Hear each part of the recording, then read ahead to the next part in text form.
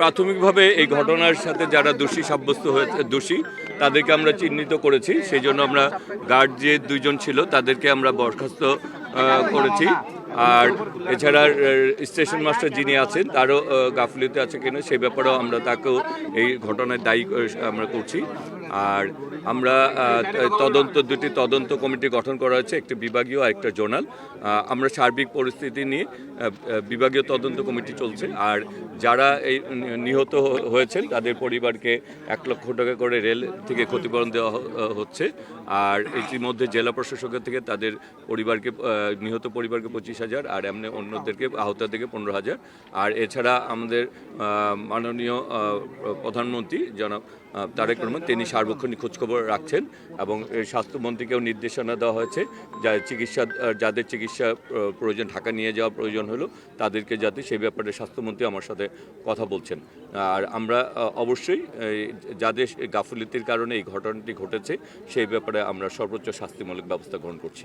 আমরা ইতিমধ্যে বর্তমান মাননীয় প্রাইম মিনিস্টার তিনি সিদ্ধান্ত দিয়েছেন যে আমাদের যে রেল ক্রসিংগুলি রয়েছে সেগুলিকে রেল ওভারপাস অথবা আন্ডারপাস করে দেওয়া যায় কিনা।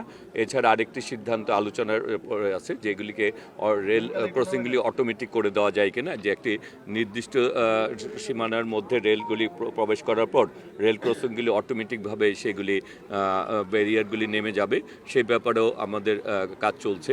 সুতরাং আমরা আমাদের বর্তমান সরকার এবং বর্তমান সরকারের মাননীয় প্রধানমন্ত্রী এই ব্যাপারে সিরিয়াসলি চেষ্টা করছেন যে এই ধরনের দুর্ঘটনার থেকে কিভাবে আমাদেরকে রক্ষা করা যায়। টাই এলো ইনোভার, যেন আপনি লাইফে থাকেন রেডি প্রতিদিন। Innova, designed for now. আমি আপনাকে প্রথমেই বলেছি যে দুইজন রেল কর্মকর্তার গাফিলতি আমরা পেয়েছি, তাদেরকে আমরা ইতিমধ্যে তাদেরকে বরখাস্ত করা হয়েছে এবং স্টেশন মাস্টার যিনি আছেন তারও ব্যাপারেও আমরা ব্যবস্থা গ্রহণ করছি। সুতরাং এবং দুটি বিভাগীয় তদন্ত কমিটি, একটি বিভাগীয় তদন্ত কমিটি আরেকটা জোনাল দুটি তদন্ত কমিটি গঠন হয়েছে। এবং আপনারা দেখেছেন ইতিমধ্যে এখানে আমাদের মাননীয় গার্ড তারা যে গার্ড ছিলেন, গেটকিপার ছিলেন যে দুইজন, সেই দুইজনকে বরখাস্ত করা হয়েছে। দায়িত্বে ছিলেন তারা ওই সময় উপস্থিত ছিলেন না। এটা তো আমি বলছি যে এটা কখনোই কোনো লাশের দাম 1 লক্ষ হতে পারে না। সেই জন্য যারা এই ঘটনার সাথে জড়িত তাদেরকে শাস্তি আনা হবে এবং সাথে সাথে এই এই দুর্ঘটনার থেকে কিভাবে রক্ষা করা যায় সেই জন্য এই রেল ক্রসিংগুলিকে আধুনিকীকরণ করার জন্য সরকার ইতিমধ্যে সিদ্ধান্ত আছে। জি, আমরা আসলে সেই ব্যাপারে আমাদের সিদ্ধান্ত হয়েছে যে আমরা কিছু রিলিফ ট্রেন আরও একটি 4টা কিনা হবে এবং যাতে উদ্ধার কাজগুলি খুব দ্রুততম সময়ের মধ্যে করা যায়। যে ইতিমধ্যে আমাদের এই সরকার এসেছেন মাত্র মাসখানেক, এর মধ্যে কিন্তু আমাদের মাননীয় প্রধানমন্ত্রী কিন্তু সিদ্ধান্ত দিয়েছেন কোনো অ্যাক্সিডেন্ট ঘটার আগেই যে রেল ক্রসিংগুলিকে আধুনিকায়ন করা এবং সেগুলিকে আন্ডারপাস ওভারপাস করার সিদ্ধান্ত। এই সিদ্ধান্ত কিন্তু এখন এই ঘটনা ঘটার পরে না, আগেই সিদ্ধান্ত হয়েছে।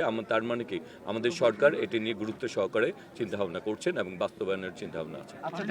আমরা ইতিমধ্যে আমি বলেছি যে মাননীয় প্রাইম মিনিস্টার তিনি ঢাকাকেও যানজট মুক্ত করার জন্য কিন্তু তিনি এই সিদ্ধান্ত দিয়েছেন এবং ঢাকার আশেপাশে যেগুলি, তার মানে এই কাজটি সমীক্ষার আকারে রয়েছে এবং এটি বাস্তবায়নের জন্য নির্দেশনা রয়েছে। অবশ্যই বর্তমান সরকার হচ্ছে জনগণের ভোটে নির্বাচিত সরকার, এই সরকার জনগণের কাছে জবাবদিহিতা রয়েছে। সুতরাং আপনারা আশাবাদী হতে পারেন এই তদন্ত রিপোর্ট সেটা আলোর মুখ দেখবে এবং সেটি ব্যবস্থা গ্রহণ করা হবে দায়ী ব্যক্তিদের। এটি নির্দিষ্ট করে এই মুহূর্তে টাইম বলা যাচ্ছে না।